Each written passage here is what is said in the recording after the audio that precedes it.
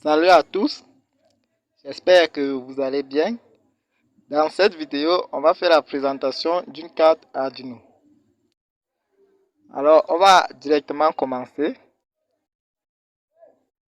On a numéroté ici la carte, les composants de la carte Arduino. Moi, ce qui nécessite d'être connu par l'utilisateur. Il y a numéroté ici 10 composants et il y en a certainement d'autres qu'on va balayer à la fin de cette vidéo. Un ici, c'est un port USB. Le 2, c'est la prise jack. Le croix ici caché, c'est un régulateur de tension. Le 4, ce sont des condensateurs. Le 5, c'est le quad. Vous pouvez lire également à côté. Le 6, c'est un bouton reset. Le 7, c'est le microcontrôleur de la carte. C'est d'ailleurs l'élément principal de cette carte. Le 8, ce sont des broches d'alimentation de la carte Arduino. Le 9 sont des entrées analogiques. Et enfin le 10, entrée sortie numérique. On verra plus tard que on peut également faire des sorties analogiques. Analogiques enfin, relativement.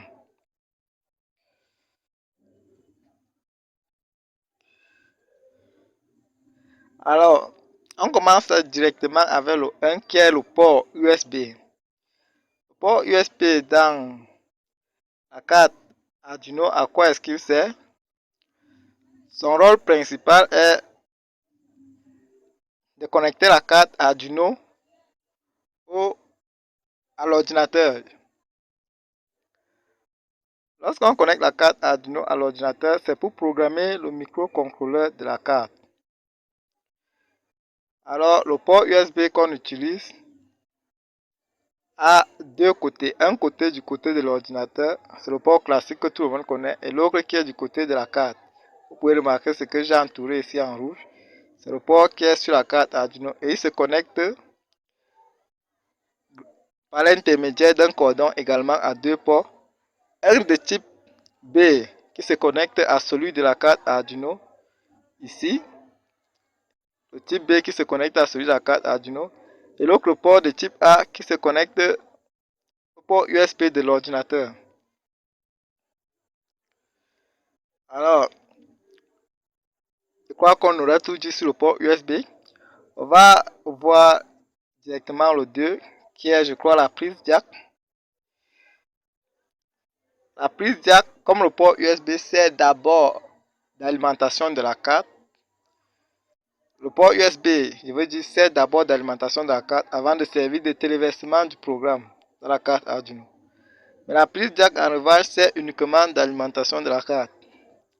Vous savez, on alimente la carte Arduino par port USB uniquement lorsque nous sommes en train de programmer la carte Arduino. Alors, lorsqu'on a fini la programmation de la carte et qu'on veut déjà implanter la carte dans son installation même, on ne peut plus utiliser le port d'alimentation de l'ordinateur. Il nous faut une alimentation externe. On passe donc par la prise jack. On peut connecter là des alimentations allant de, disons, les limites sont de 6 à 20 volts, les maxi, les extrémités. Mais à 6 volts, on risque d'avoir une instabilité. On n'est pas sûr que le régulateur pourra délivrer une tension de 5 volts parce que c'est ce qu'on en a besoin. Il faut donc fixer un minimum de 7 volts. Le maximum qui est de 20 volts peut surchauffer énormément le régulateur et le détruire à long terme. Il sera donc préférable de limiter le maximum de la tension d'alimentation à 12 volts. Donc on peut donc dire que notre place d'alimentation c'est de 7 à 12 volts. Alors cette broche, ce port, cette prise jack comme le port USB d'alimentation donne une tension, un courant, nous sommes normalement sur 500 mA. Le port USB donne également 500 mA.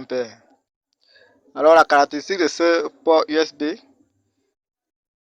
On a ici le port femelle qui doit être emboîté ici sur le port. Autant pour moi, l'autre port mâle ici en haut qui doit s'emboîter sur le port femelle. Désolé.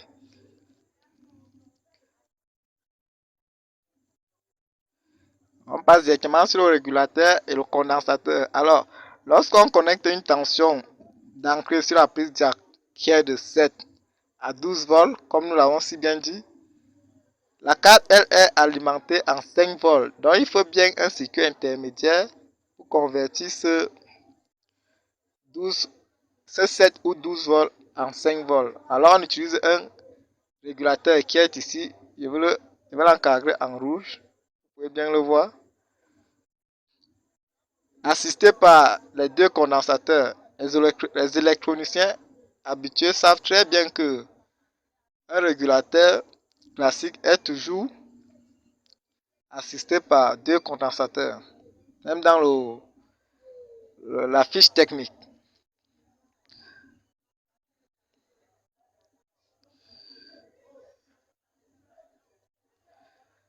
On passe directement sur le quartz. Le quartz, c'est également un composant électronique, sauf que c'est un composant un peu particulier. Lui, il fait osciller un circuit. Donc le quartz, lui, il est utilisé dans les circuits, lorsqu'on veut faire osciller un circuit. Alors, il oscille un circuit, pourquoi? Pour deux raisons. Pour fournir l'horloge au microcontrôleur. Avant de fournir l'horloge au microcontrôleur, il assure l'oscillation et le séquençage des données. Parce que les données sont traitées à une fréquence précise qui est fixée par l'oscillation du quartz. Alors, il impose son oscillation au circuit oscillant et à l'horloge qui, par conséquent, impose la fréquence de traitement de données au microcontrôleur.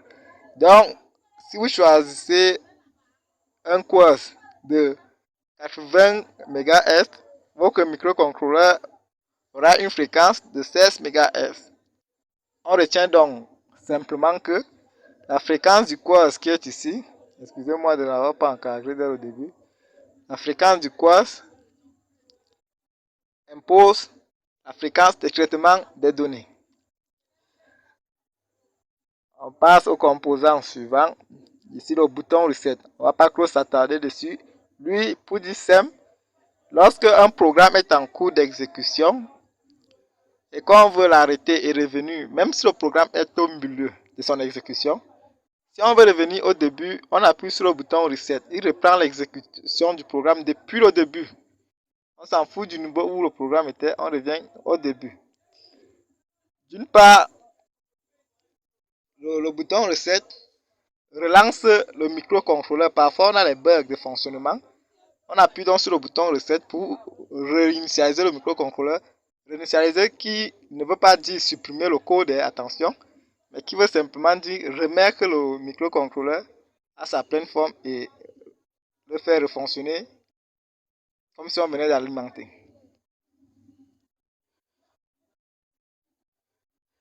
Le septième composant, c'est le microcontrôleur, le cœur de la carte Arduino. Sans lui, rien ne se passe. Alors, le microcontrôleur, lui, comme je le disais, c'est le cœur, le maître d'orchestre de la carte Arduino. Il sert de commander les entrées et sorties de la carte Arduino. Il sert de traitement des informations fournies par les entrées et sorties de la carte Arduino. On peut dire d'une façon générale, il gère les entrées et sorties de la carte Arduino, que ce soit les entrées numériques ou analogiques. Alors, le microcontrôleur, est-ce qu'il peut s'en sortir simplement comme cela? Non. Pour qu'il puisse faire tout cela, il faut le programmer. Alors, pour programmer un microcontrôleur, on utilise généralement un logiciel qui est associé à la carte Arduino, ce qui fait une plateforme. Un logiciel d'ailleurs que je vous dis, c'est un logiciel open source, qui veut dire que tout utilisateur peut le modifier. et dont l'utilisation est gratuite. De même que la carte aussi, elle est open source. Dans le microcontrôleur, pour le programmer, il faut le connecter par le port USB qu'on a vu tout à l'heure à l'ordinateur et écrire son code dans le logiciel installé dans l'ordinateur, l'IDE Arduino, qui je disais tantôt est open source et gratuit. Dès que le code est écrit dans la carte Arduino, on compile et on téléverse le code dans le microcontrôleur. On va un peu s'attarder sur les caractéristiques de ce microcontrôleur, le microcontrôleur de la carte Arduino. On a le type de microcontrôleur utilisé par la carte Arduino, c'est la Mega 328P. Vous pouvez le remarquer ici mentionné. Ici mentionné, la Mega 328P. Le microcontrôleur Arduino stocke son programme dans une mémoire flash. C'est d'ailleurs tout l'intérêt parce que on doit stocker dans une mémoire flash. La mémoire flash est une mémoire non volatile, c'est-à-dire elle ne perd pas son contenu à la coupure d'alimentation de la carte. Ce serait dommage que lorsqu'on coupe l'alimentation de la carte, on perd tout le programme qu'on a envoyé.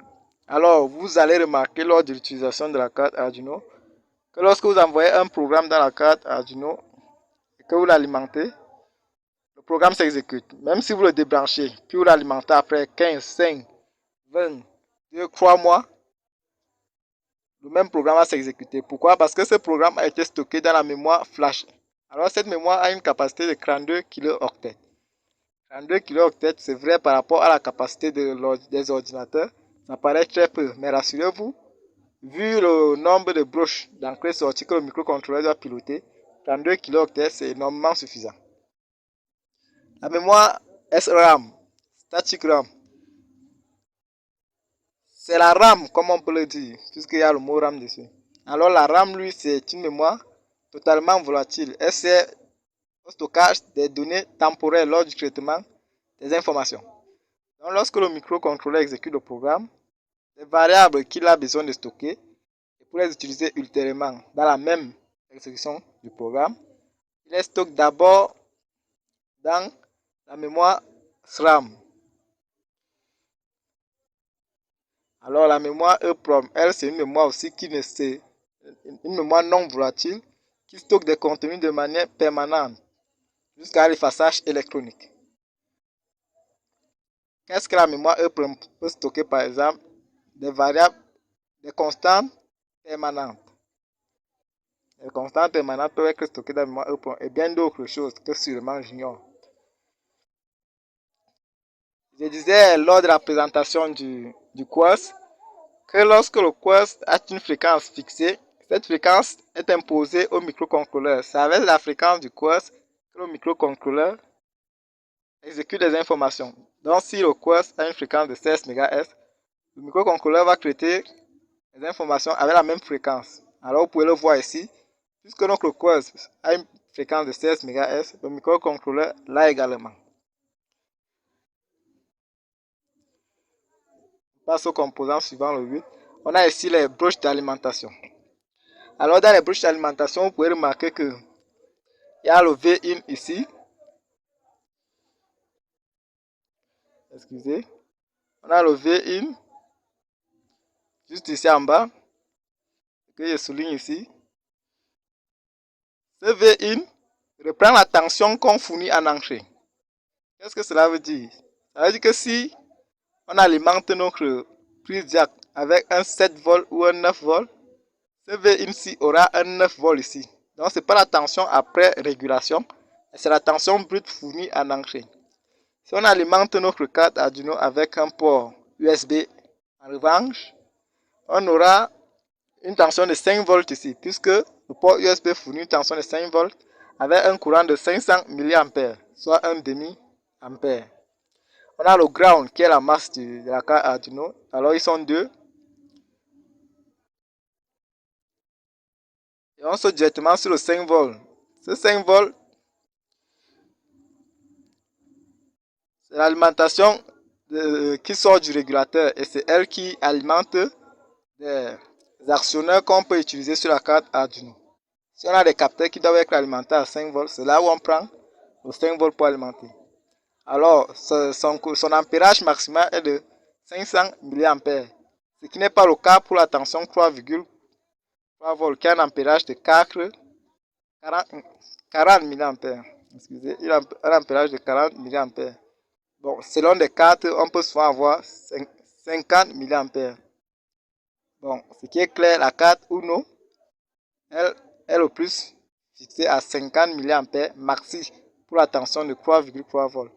Donc, si je veux prendre un cas où on doit utiliser le 3,3 volts, le recteur, la carte RFID, je crois que son alimentation c'est en 3,3 volts.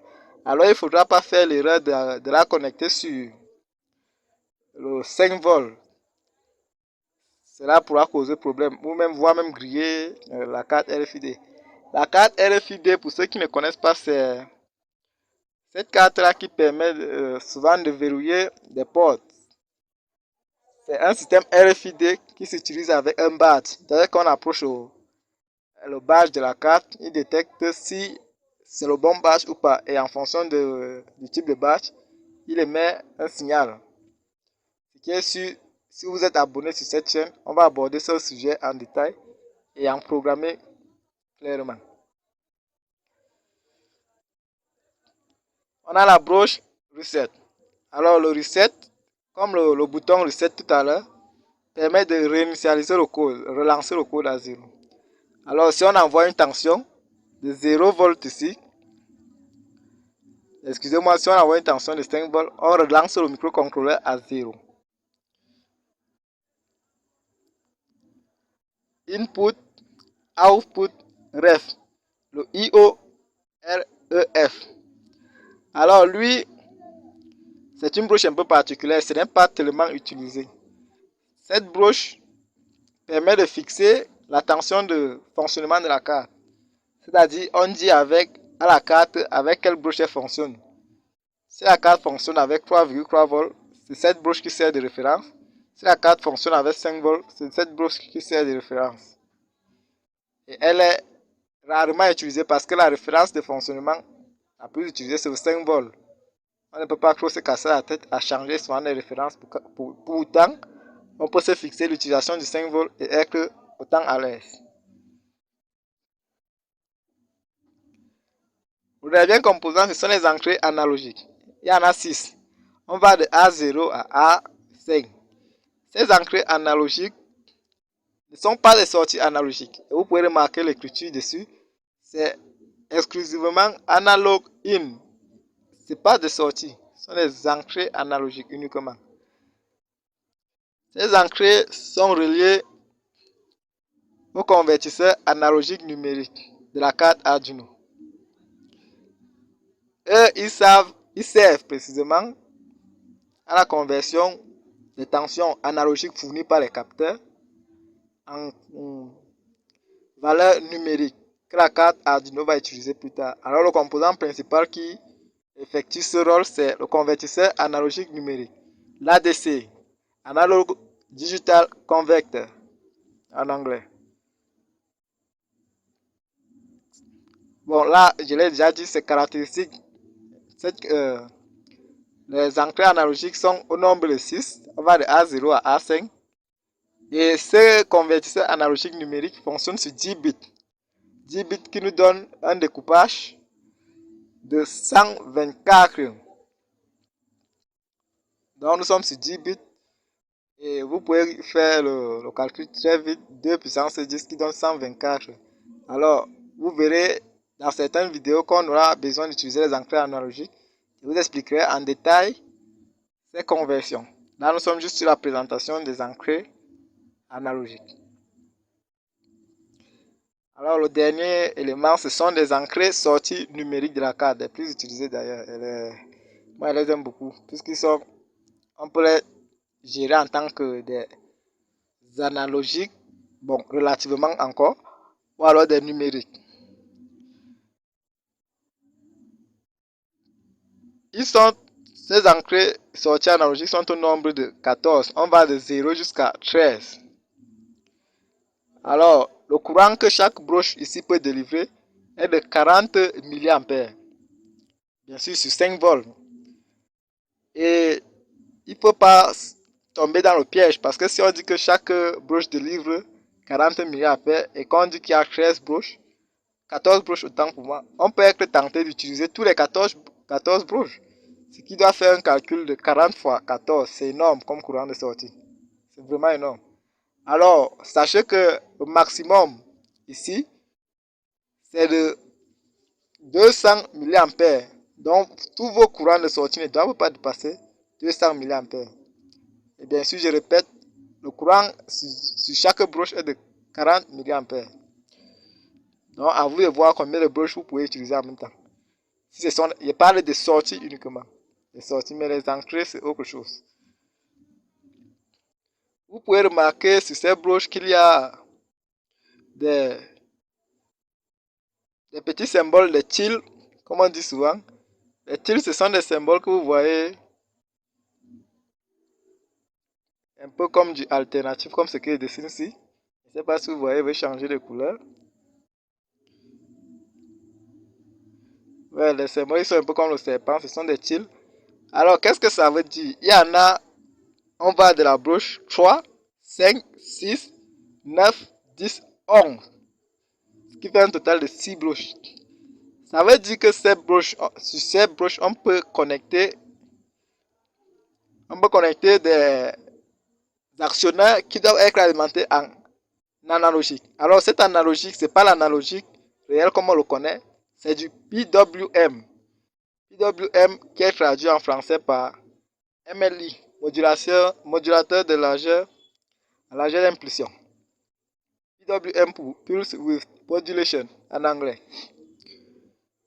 Alors, c'est un concept qu'on va sûrement aborder dans cette chaîne. Ce n'est pas l'objet de cette vidéo. Sachez que les broches où il y a le symbole, le TIL, c'est le nom. T-I-L. D-E, le TIL. Sur ces symboles, vous pouvez connecter des sorties analogiques. Et en même temps, ça peut aussi se comporter parfois comme des sorties numériques ou entrées numériques. C'est le programme qui le précise. Toujours sur ces broches analogiques, vous remarquez qu'il y a des broches qui sont nommées TX et RX. Alors, ce sont des broches de la communication série. Cette communication série, c'est le UART.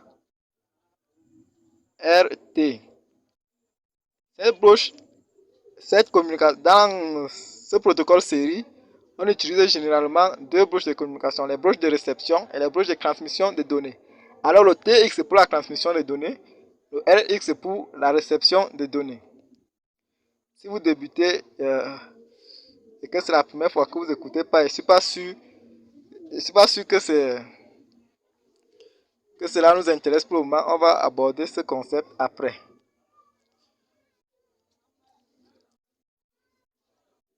On passe à la dernière partie qui est le résumé et autres composants.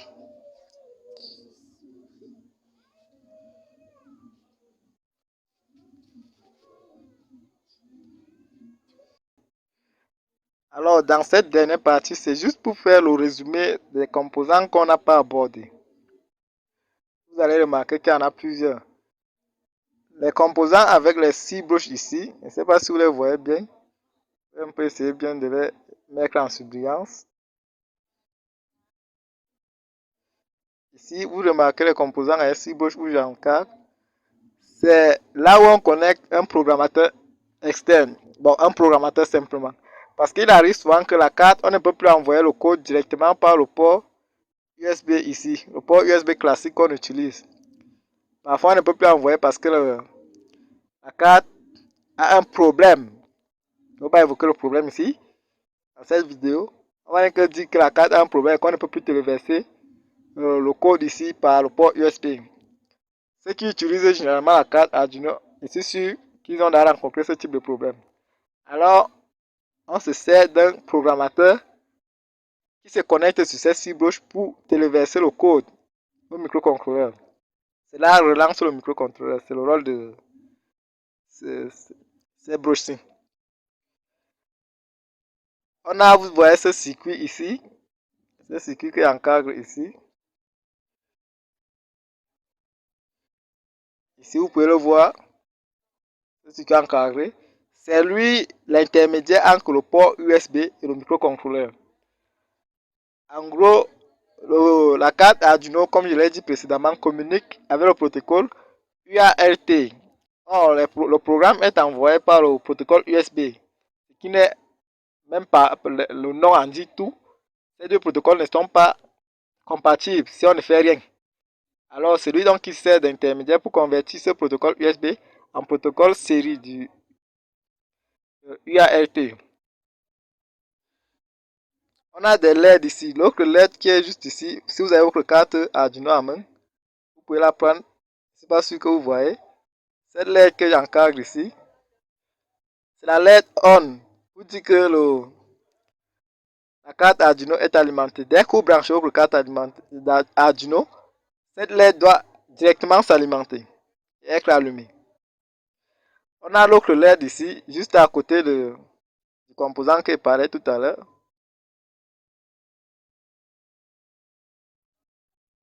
L'autre LED qui est ici, juste en haut, à côté de la broche ground ici. Cette LED est reliée à la broche 13. Lorsque vous programmez votre carte Arduino et que vous faites clignoter la broche 13, vous allez remarquer que cette LED clignote également. C'est généralement le programme de lancement de la carte Arduino pour tester que tout fonctionne normalement. Alors, on a les deux broches ici, nommées, ces deux broches nommées ici TX, ces deux LED, autant pour moi nommées TX et RX. Alors, la TX s'allume lors de la transmission des données, la RX s'allume lors de la réception des données. C'est comme je l'ai dit précédemment. Alors, on va faire un bref résumé de ce qu'on vient de faire et de ce qu'on pourra faire prochainement dans les vidéos. On a présenté les composants qui nécessitent d'être connus par les utilisateurs de la carte Arduino. Bien sûr, il y en a d'autres qui ne sont pas présentés, mais vous pouvez vous-même faire quelques tours sur le web et découvrir ces composants. Là, la vidéo devient juste très longue et c'est pas le but. J'espère avoir répondu à votre attente parce que la carte Arduino pour tous les débutants, c'est pas une chose facile. Lorsqu'on voit tous ces composants et qu'on ne sait pas vraiment à quoi ça sert, on commence simplement à faire les copier-coller et à appliquer les connexions qu'on voit sur le net sans vraiment savoir ce que c'est. Alors ça fait du bien de un peu savoir le rôle des composants qui s'y trouvent. C'était le but de cette vidéo. Les applications de la carte Arduino pour finir. En robotique, elles sont énormément utilisées. Dans la domotique, c'est-à-dire l'automation des installations domestiques, automatisation des installations domestiques, autant pour moi. Ouais, elles sont aussi également utilisées là-bas. Même dans l'industrie, même dans l'automatisation de certaines tâches, comme les API, on peut aussi également utiliser les cartes Arduino dans certaines situations. Alors, cette vidéo est à sa fin. Je vous prie de liker la vidéo, ça m'aide pour le référencement. De vous abonner à la chaîne pour ne pas rater les prochaines vidéos parce que cette vidéo est juste introductive de la longue série des vidéos sur la carte Arduino, sur la programmation Arduino en général qui va sortir. Donc, juste abonnez-vous. Mettez vos critiques en commentaire et vos suggestions également. Je vous remercie.